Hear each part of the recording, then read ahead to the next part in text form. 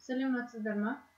Алматы облысы Көксу ауданы Қадырғали Қосымұлы Жалайыры атындағы орта мектеп гимназиясының химия пәні мұғалімі Тоқан Әлия.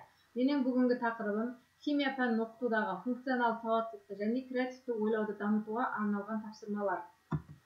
Мақсатым оқу үдерісінде функционал сауаттылықты және креативті ойлауды дамытуды тапсырмалар арқылы оқушылардың бойына сіңіру. Күтілетін нәтиже: оқушылар функционал сауаттылықты арттыратын тапсырмаларды өмірмен байланыстырып шешуді үйренеді. Кез келген тапсырмаларды креативті ойлауды арқылы өмірде қолдана алады. Оқушылар алған білімдерін өмірмен байланыстырып ойлау қабілеттерін дамыта алады.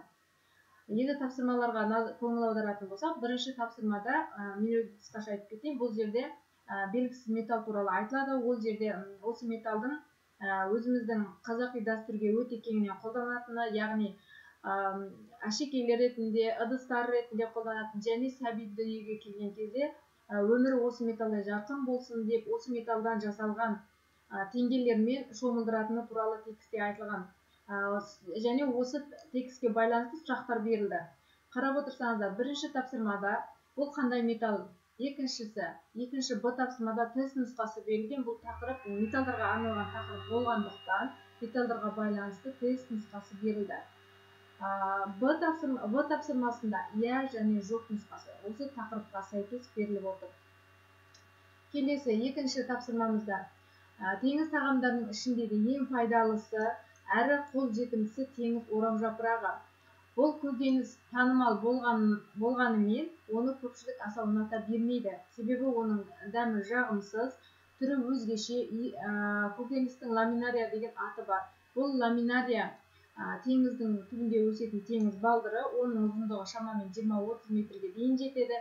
Иісі жағымсыз, өсімдікте пайдасы ұзақ уақыттан бері ертеден-ақ пайдаланып келген.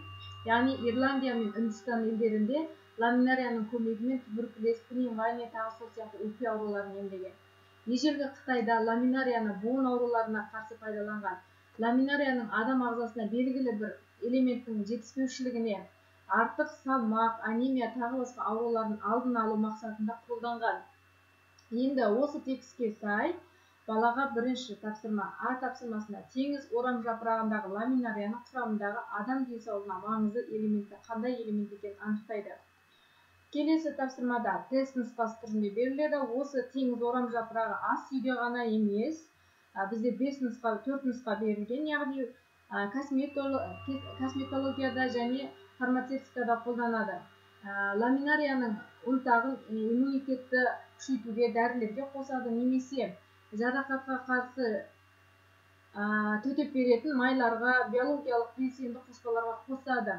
Д нұсқасында майын әжімге қарсы кремдерге, қайызғақ жоятын су сабындарға, тырнақ пен шаш өсімін тездететін бальзамдарға пайдаланады. Немесе барлық жауап дұрыс. Осыны бала өзі ойлану арқылы, іздену арқылы жауапты таңдайтын болады.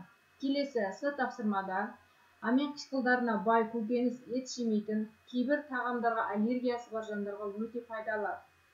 Бұл көкөніс ағзаға жетіспейтін дәрумендердің орнын толтырады. Әсіресе ламинария қарт кісілерге, аяқ ауыр келіншектерге, балалар мен жасөспірімдерге, яғни мектеп жасына балаларға өте пайдалы. Иә және жоқ нұсқасын таңдайтын болады.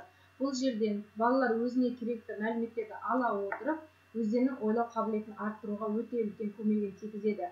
Және осы берілген екі тапсырма арқылы аяқ жағында тапсырманы күрделестіру керек. Яғни күміс металына қатысты есептер шығаруға, йодқа қатысты есептер шығаруға, есептеп күрделестіріп тапсырмалар беруге де болады. Енді күтілетін нәтижемізге қайтадан оралатын болсақ, оқушылар функционал сауаттылықты арттыратын тапсырмаларды өмірмен байланыстырып шешуді үйренеді. Кез келген тапсырмаларды креативті ойлау арқылы өмірде қолдана алады. Оқушылар алған білімдерін өмірмен байланыстырып ойлау қабілеттерін дамыта алады. Тапсырмалардың барлығы осы күтілетін нәтижеге сай жасалды. Оқушыларға да өте үлкен көмегін тигізеді деген ойдамын.